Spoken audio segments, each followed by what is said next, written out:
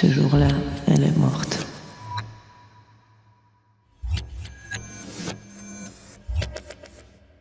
Pas dans mes bras, pas sous mes yeux, mais tout au fond de moi.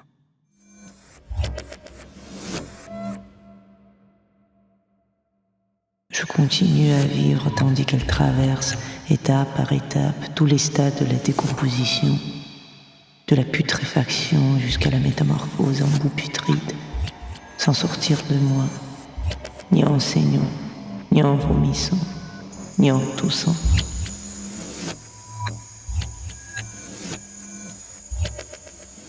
Impossible de la cracher, de la récurer, de la pleurer, de la crier.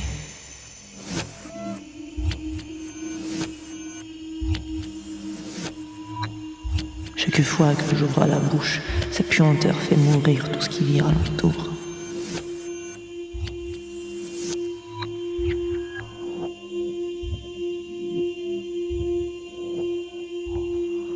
Elle n'est pas moi.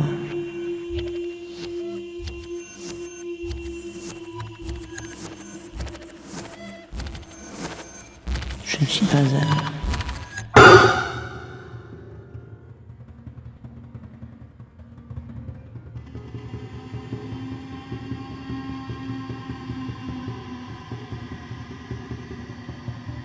Mais le poison qui sente de ses pores est plus fort que tout ce que je peux dire. Je suis son bouclier vivant, son enveloppe, son énergie, mais pas sa voix. Vivante, elle ignorait qu'elle pouvait mourir. Aussi n'est-elle pas morte de sa propre mort. Empoisonnée, violée, trahie par ceux qui se disaient ses maîtres, elle leur a légué son nom, or c'était là tout ce qu'ils savaient d'elle. Plus nombreux sont les vers qui grouillent autour de son cadavre, plus ils égosillent, assurant qu'elle n'a jamais été aussi vivante. Chaque nécrophile se prend pour un sage ou pour un véneur inspiré, craignant sa propre passion morbide au point de mettre à mort ce qui vit encore, dans le seul espoir d'oublier son désir insatiable et malsain. Je ne parle pas en son nom, mais dans sa langue.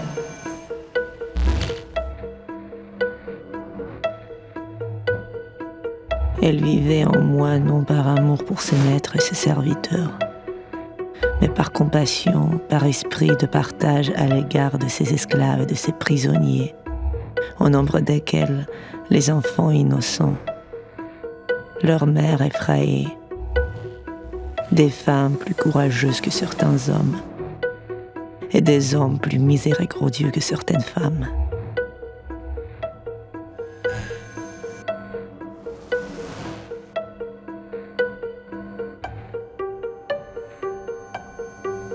Seras-tu jamais comme avant? Question trop étrange pour un cadavre.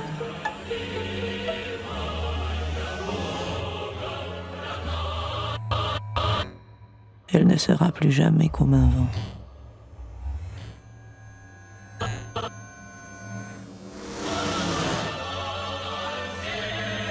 Que peut faire une femme que son mari bat et viole jour après jour?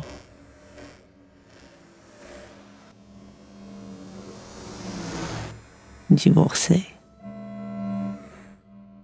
le poignarder avec un couteau de cuisine. Dans les deux cas, elle devra en assumer les conséquences. Mais quelqu'un ira-t-il lui dire « Tu es comme lui parce que tu l'as laissé t'approcher, entrer en toi » ?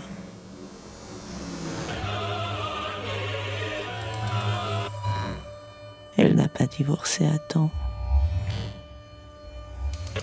ne l'a pas poignardé à temps.